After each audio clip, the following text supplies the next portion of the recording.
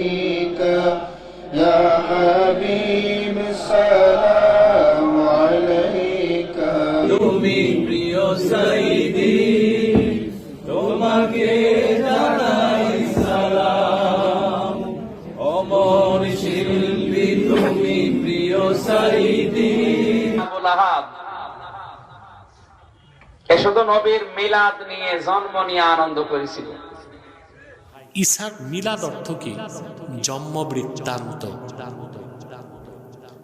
তো ঈসা নবীর জন্ম বৃত্তান্ত সূরা মরিয়মে আসেনি? নবীর সম্মানে দুরূদ পড়তে পড়তে যদি দাঁড়ায় যাওয়া লাগে তাহলে তো কোরআন তেলাওয়াতের সময় কোরআন আল্লাহর কালাম, ওইটা করার সময় তো ফ্যানে ঝুলে থাকা উচিত।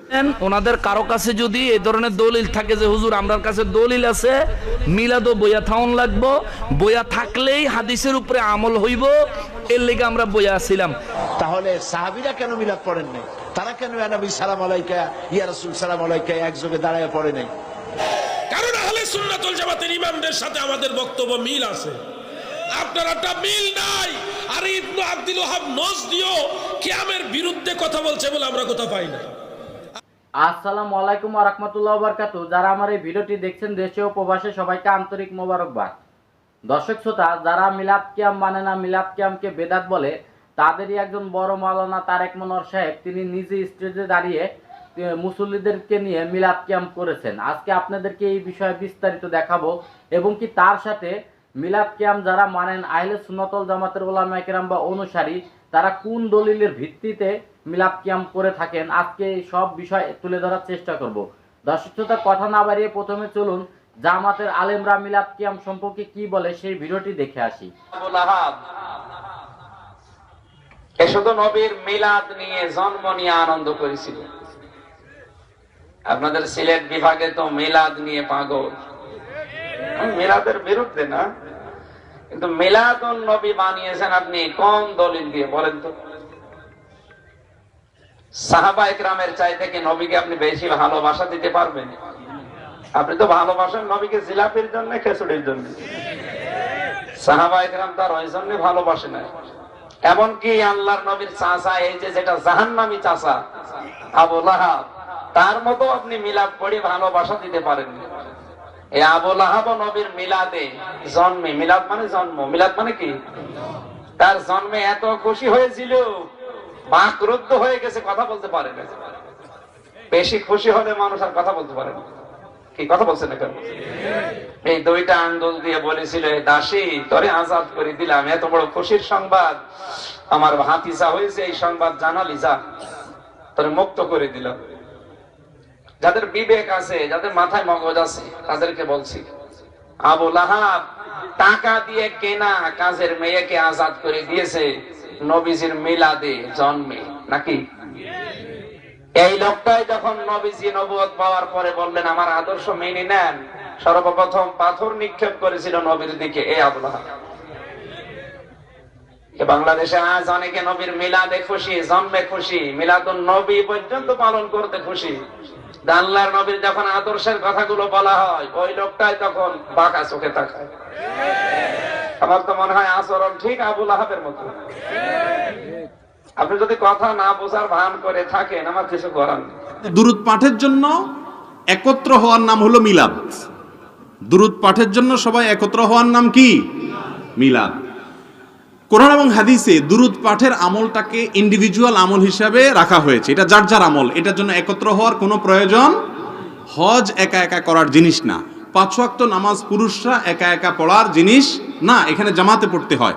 কিন্তু দুরূদ এটা পার্সোনাল। ওযু যেরকম যার যারটা করবে, দুরূদটাও যার যারটা সে করবে। এর জন্য একত্র হওয়ার কোনো প্রয়োজন নাই। আপনারা নামাজে যে দুরূদ পড়েন, সেটা কি সবাই একসাথে পড়েন না আলাদা আলাদা পড়েন? নাকি ইমাম সাহেবের সাথে সবাই সুর মিলায় পড়ে? যার যারটা শেষে পড়েন না?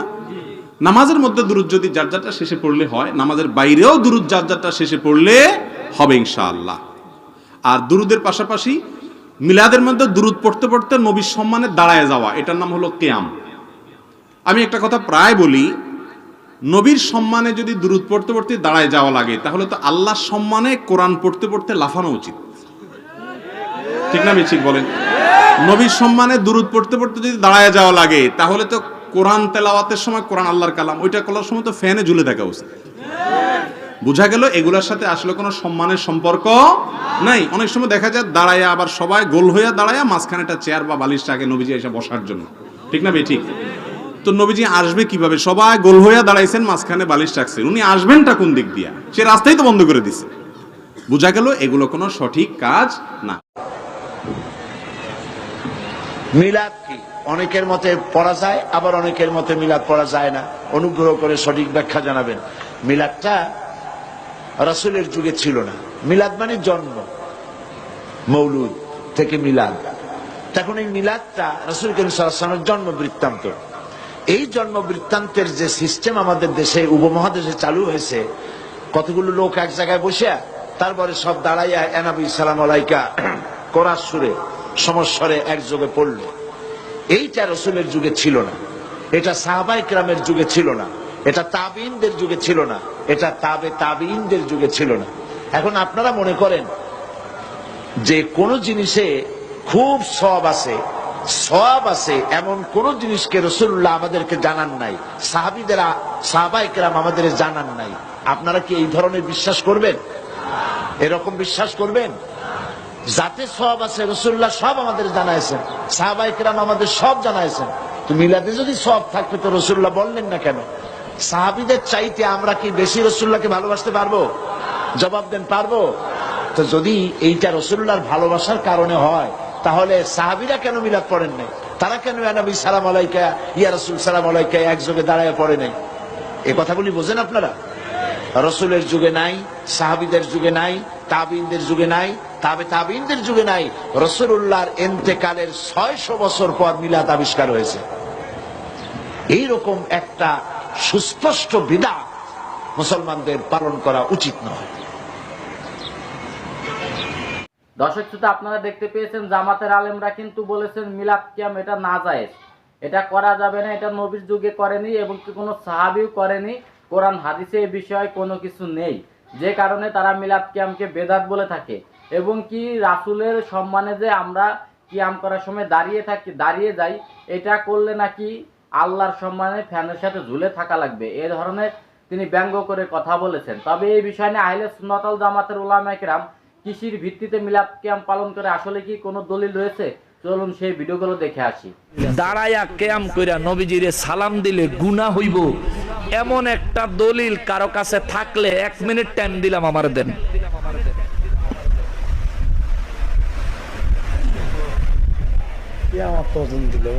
আছে? তাহলে দাঁড়ায়া মিলাদ পড়লে নবীজিরে সালাম দিলে কোনো গুনাহ হইতো? গুনাহ হইতো? তাহলে আপনি বই রয়েছেন কীর্তেন, আপনার তো খারানের দরকার ছিল।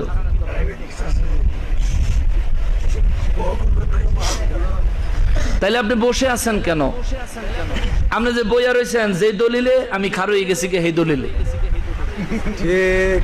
আপনার বইয়া থাকেন না, দলিলটা দেন, আমি দাঁড়ায় থাকেন না, দলিল দিন। ঝগড়ার দরকার আছে? আপনি যে বসে আছেন এই দলিলটা দেন, আর আমি যে দাঁড়াইছি এই দলিল দিব। আপনার বইয়া থাকেন না দলিলটা যে কিতাবও আছে, আমি দাঁড়াই না দলিলটাও সেই কিতাবও আছে। আপনার কিতাবটা বাইর করেন, আমি দলিলটা দেখাই দিব।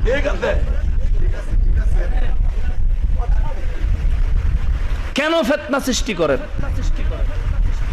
আপনি নবীজিকে দাঁড়ায় সালাম দিতে আপনার ভালো লাগে না, কে বলেছে আপনাকে বসে থাকতে? বের হয়ে চলে যান, আপনার মতো মুসল্লি দরকার নাই। আপনি আমার মজলিসে ডিস্টার্ব করেন কেন? আমি তো আপনার মজলিসে ডিস্টার্ব করি না। আপনার দাঁড়ায় নবীরে সালাম দিতে ভালো লাগে, দিবেন না আপনি, নিজের ব্যাপার তো জানগা। আপনার কবরে আপনি যাইবেন, কিলাইলে আপনার কিলাইব, আমার কি? ঠিক কিনা বলেন? কিল খাইলে আপনি খাইবেন, আমার কি? আপনার হিসাব আপনি দিবেন, আমার হিসাব আমি দিব। আমি মনে করি আমার ছোট্ট জিন্দিগি, অল্প হায়াত, এক নেকির একটা আমল, একটা ইবাদতের সুযোগও যদি পাই, আমি চাই না ওইটা ছাড়তে। ঠিক কিনা বলেন? আমি চাই না ওইটা ছাড়তে। এখন আপনি ছাইরা দিবেন, এটা আপনার ব্যক্তিগত ব্যাপার, কিন্তু এখানে 1000 মানুষের মধ্যে 990টা মানুষ দাঁড়াই গেল, আর আপনারা 10 জন বইয়ে রইলেন, দলিলও নাই, বইয়েও রইলেন। এইটা তো ঠিক না, এইটা খুব খারাপ। মজলিসের শৃঙ্খলা রক্ষার্থে হইলেও আপনার দাঁড়ানোর দরকার ছিল। আপনি যদি সুশীল সমাজের সামাজিক মানুষ হন তাহলে আপনার বিবেক থেকে এই কথাটা আসতো, আরে আমি সব সময় নাইলে দাঁড়াইয়া না পড়ি না, সবাই যখন দাঁড়াইছে আমি দাঁড়াই যাইগা। যদি আপনি ভালো মানুষ সামাজিক মানুষ হইতেন এটা চিন্তা করতেন। তবে হ্যাঁ কইবেন হুজুর আমি ভালো মানুষ হওয়ার থেকে আমি ভালো মুসল্লি হওয়ার চিন্তা করি বেশি। আপনারে ওয়েলকাম, ধন্যবাদ, স্বাগতম, আপনারে সুস্বাগতম জানাই। কিন্তু আমিও আপনার কাছে জানতে চাই কোন দলিলে বইয়া রইলেন, আমারে দেন, আমিও বইয়া পড়বো। আমি আর দাঁড়ায় পড়তাম না, আপনি আমারে দলিল দেন। আমি আর দাঁড়ায় পড়তাম না, দলিল দেন। যে দাঁড়ায়া পড়লে গুনাহ হইব অথবা বইয়া পড়লে বেশি সওয়াব হইব, এই দুই পদের যে কোনো এক পদের দলিল দেন, আমি আপনার লগে একমত হয়ে যাবো, বইয়া পড়বো। এখন আপনি কইবেন হুজুর আপনি তো আমার দিকে আঙ্গুল দিয়া নিজের কাজ হালাল করে নিছেন, আপনি তো একটা চালাক মানুষ, আপনি আমার এটা কইবেন না। ভাই আপনারা আমি ঠকাবো না, দলিল দিয়ে যাই শোনেন। সূরা আল আহজাবের 56 নম্বর আয়াতে আমার রব্বুল ইজ্জত বলেন, ইন্নাল্লাহা ওয়া মালাইকাতাহু ইউসাল্লুনা আলান নবী ইয়া আইয়ুহাল্লাযীনা আমানু সাল্লু আলাইহি ওয়া সাল্লিমু তাসলিমা। জোরে কন্না সুবহানাল্লাহ। আল্লাহ বলেন ইয়া আইয়ুহাল্লাযীনা আমানু, এই ঈমানদারেরা আপনার যদি ঈমান থাকে এই হুকুম আপনার জন্যও, আর যদি ঈমান না থাকে তাহলে আপনার লগে কোনো কথাই নেই। ঠিক আছে না? যদি ঈমান থাকে আপনার সাথে এই ওয়াজ, আর যদি আপনার ঈমান না থাকে আপনার লগে কোনো কথা নাই, কোনো ঝগড়া নাই। আল্লাহ কয় ইয়া আইয়ুহাল্লাযীনা আমানু, হে ঈমানদারের দল, সাল্লু আলাইহি, ওই নবীর উপর দুরূদ পড়ো। দাঁড়ায়া পড়বা না বইয়া পড়বা? আল্লাহ বলে নাই কি বেশি ইজ্জতের সাথে পড়বেন না কম ইজ্জতের সাথে পড়বেন, আল্লাহ কিচ্ছু বলে নাই, শুধু বলছেন সাল্লু আলাইহি, ওই নবীর উপর দুরূদ পড়ো। তার মানে তুমি যদি বইসা পারো পড়ো, যদি দাঁড়ায় পারো পড়ো, তুমি যেভাবে পড়তে চাও পড়ো, আদব মোতাবেক পড়ো। কিন্তু ওয়াসাল্লিমু, আর ওই নবীকে সালাম দাও। ওয়াসাল্লিমু, ওই নবীকে সালাম দাও। সালাম যেমনে হেমনে দিলে হইতো না রে বাবা। সালামের একটা ক্রাইটেরিয়া আছে, সালামের একটা বিধান আছে। আমি আল্লাহ চাই আমার হাবিবকে যখন সালাম দিবা, ওয়াসাল্লিমু তাসলিমা, আমার হাবিবকে যখন সালাম দিবা সর্বোচ্চ সম্মানের সাথে দিবা। আরো জোরে সুবহানাল্লাহ, আরো জোরে সুবহানাল্লাহ। নবীজিকে যখন সালাম দিব ইজ্জতের সাথে সম্মানের সাথে সালাম দিতে হবে। কোরআনুল কারীমে দাবি করছেন কে? এবার আল্লাহর দাবি পূরণ করা মুমিনের জন্য নফল না ফরজ? এই জন্য ইমাম কুস্তুলানি রহমাতুল্লাহি আলাইহি লেখে, প্রত্যেক ঈমানদারের জন্য জীবনে একবার নবীজিকে দাঁড়াইয়া তাজিমের সাথে সালাম দেওয়া ফরজ, এবং বাকি জীবন নবীকে দাঁড়াইয়া সালাম দেওয়া মুস্তাহাব, মুস্তাহসান, সওয়াব। জোরে কন্না সুবহানাল্লাহ। আল্লাহ রসুল সাল্লাল্লাহু আলাইহি ওয়াসাল্লাম কিয়াম করতে নিষেধ করেছেন। কোন কিয়াম? এই বিষয়টা আপনাকে জানতে হবে।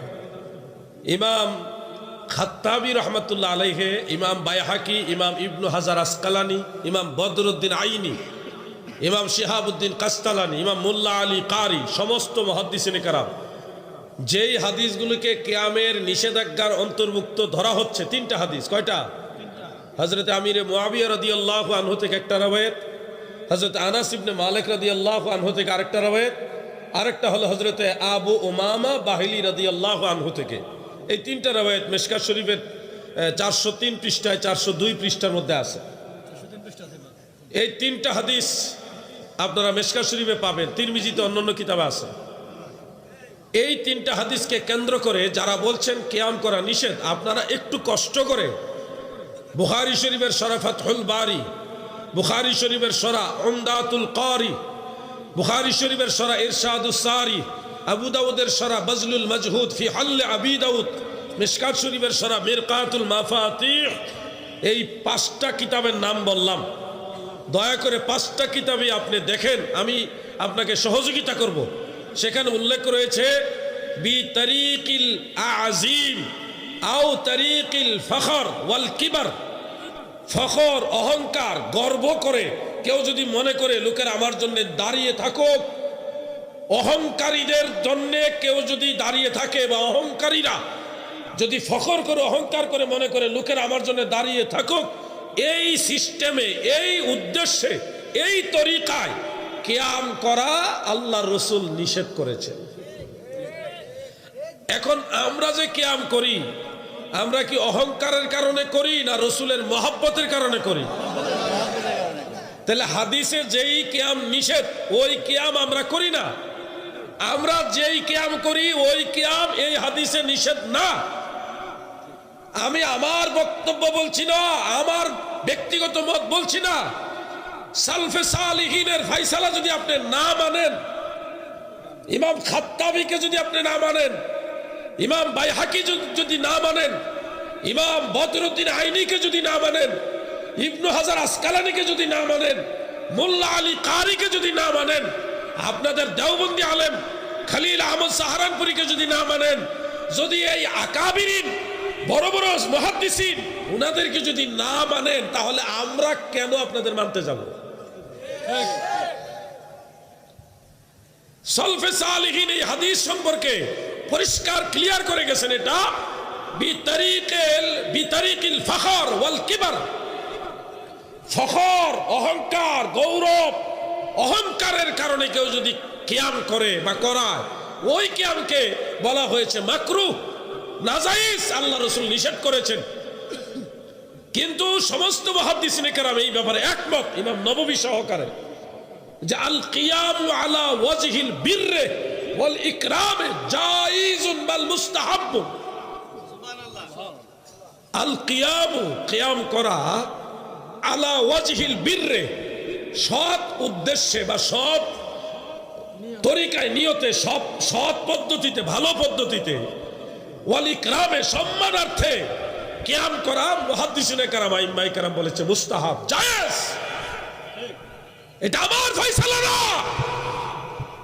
আপনারা এই ফয়সালাগুলি মানেন না বিদায় আপনারা ওয়াহাবি। আমরা এই ফয়সালাগুলি মানি দেখে আমরা সুন্নি, কারণ আহলে সুন্নাত ওয়াল জামাতের ইমামদের সাথে আমাদের বক্তব্য মিল আছে, আপনারটা মিল নাই।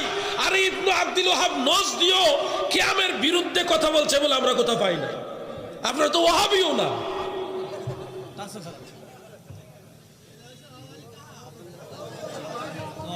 ওয়াহাবিকা নাকি কাহা কাহা? ঈসার মিলাদ অর্থ কি? জন্ম বৃত্তান্ত। তো ঈসা নবীর জন্ম বৃত্তান্ত সূরা মরিয়মে আসেনি? তো ঈসা নবীর মিলাদ যদি কোরআন শরীফে থাকে, হযরত ইব্রাহিমেরটা থাকে, ইসহাকেরটা থাকে, ইয়াহইয়া, জাকারিয়া, তাদের ঘটনায় আল্লাহ আলোচনা করছেন। হ্যাঁ, কথা বলে না। জাকারিয়াকে আল্লাহ কি সুসংবাদ দিয়েছেন? ইয়াহইয়া, তার সুসংবাদ। তো জন্ম বৃত্তান্ত আল্লাহ করছেন না? কোরআন শরীফে যদি ইয়াহইয়ার মিলাদ থাকে, ঈসার মিলাদ থাকে, মারিয়ামের মিলাদ থাকে, ইব্রাহিমের মিলাদ থাকে, কোরআন নাজিল হয়েছিল যার উপর, সেই নবীজি মুহাম্মদ সাল্লাল্লাহু আলাইহি ওয়াসাল্লামের মিলাদ কোরআনে থাকবে না, এটা কি পাগলও বিশ্বাস করবে? আছে তো ভাই। রাসূল করিম সাল্লাল্লাহু আলাইহি ওয়াসাল্লামের আগমন, জন্ম বৃত্তান্ত সংক্রান্ত আয়াতগুলোই তো আল্লাহ রাসূলের মিলাদ। লাকাদ জাআকুম রাসূলুম মিন আনফুসিকুম আজিজুন আলাইহি মা আনিতুম। এই আয়াতের তাফসীর খুলে দেখেন, সবগুলো তাফসীরে আল্লাহর হাবিব সাল্লাল্লাহু আলাইহি ওয়াসাল্লামের মিলাদের হাদিসগুলো এসেছে। বোঝা যায় মিলাদ কোরআন কারীমে আছে। হাদিসে তো মিলাদের পরিচ্ছেদই আছে। দালায়েলুন নবুয়াত প্রথম খণ্ডে ইমাম বাইহাকি মিলাদের উপর 4টা পরিচ্ছেদ এনেছেন। তিরমিজিতে আছে বাবু মা জাআ ফি মিলাদিন নবী সাল্লাল্লাহু আলাইহি ওয়াসাল্লাম। ইমাম সুয়ুতি মিলাদের উপর একটা কিতাবই লিখছেন, হুসনুল মাকসাদ ফি আমালিল মাউলিদ।